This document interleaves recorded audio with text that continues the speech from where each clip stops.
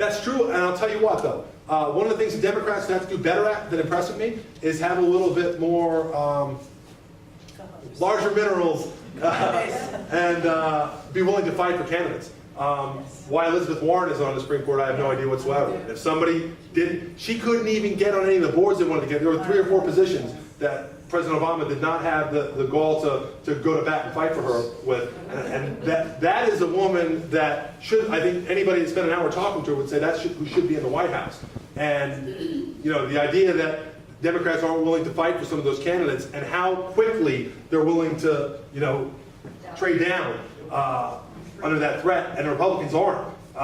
But I agree with you, and I think that's probably the most visible place where it does make a difference. And that was a great argument in 2000 when those ones were coming up. Hold on one second. Go ahead, sir. Yeah.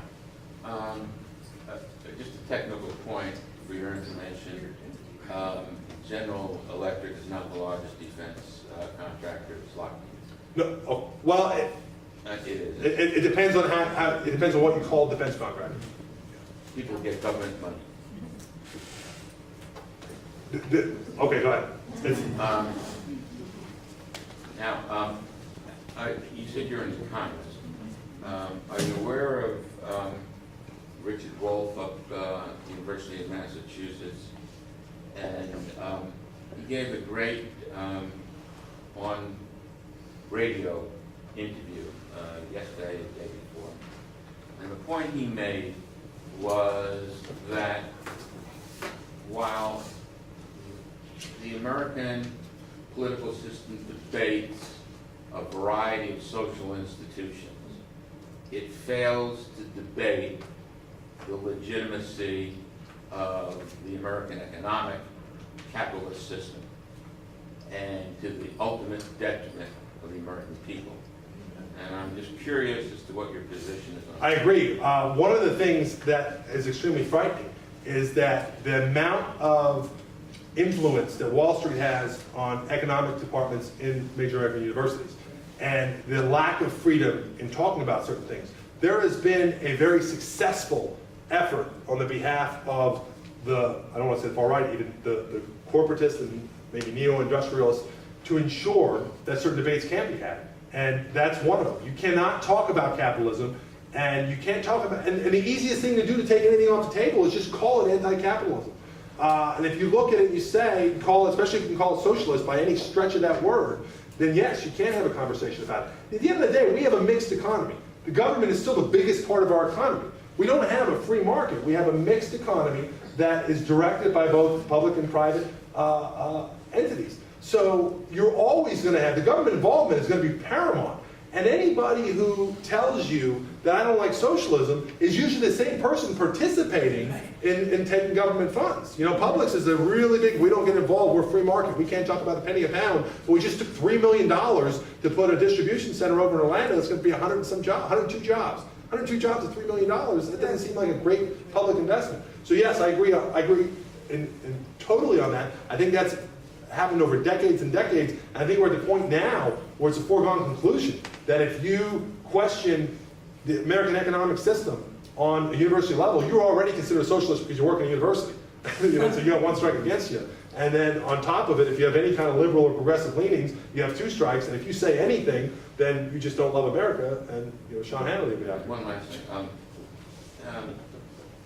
Published a report last year that for the first time in recent American history exposed the myth that free market society, the free market economic system actually allows the government to perform government services less expensively in the private sector than in the government. The fact is that it costs twice as much money to perform it in the public, in the private sector than in the government. Privatization is almost always a loser. I was a big opponent of prison privatization in Florida. Wrote several columns about it. A Republican, Senator Dockery, actually out of Lakewood, was the person who basically stopped it. And we worked together on a couple of articles. And what you have in privatization, you can privatize certain things. The reality at the end of the day is the profit motive cannot be used on things that you have to have, and they can't be used effectively when you're not dealing with the person with the checkbook. So the difference is if I say, you're my client, you're the American taxpayer, right? But you don't decide how much I get paid, you don't decide whether I'm doing a good job, and you don't decide whether or not I've treated you fairly in our economic interaction, and you still pay me regardless because somebody else strokes the check, then it's not really a free market function. So that's the difference. That's why privatization really isn't privatization. It's free market success, privatized failure. With the prisons, what they always do is when you compare them apples to apples, they're always losers. But what they do is they negotiate contracts and say, we don't take sick people. We don't take mentally ill people. We don't take people who need medication. So we have the cheapest possible prisoners that you can have, and you have all the ones left over. And then we compare them and say, oh, look, we saved you 7%. And we have a CEO who makes, $200 million a year.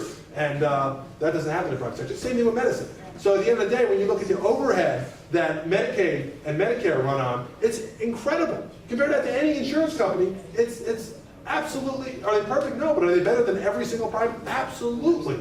Because if you take something that every person needs, look what California and Texas when they tried electricity.